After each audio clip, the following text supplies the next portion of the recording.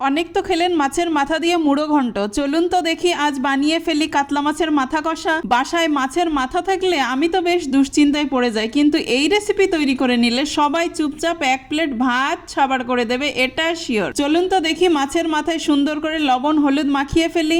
এবার কড়াইয়ের তেলটা ভালোভাবে গরম করে নিন দেখি।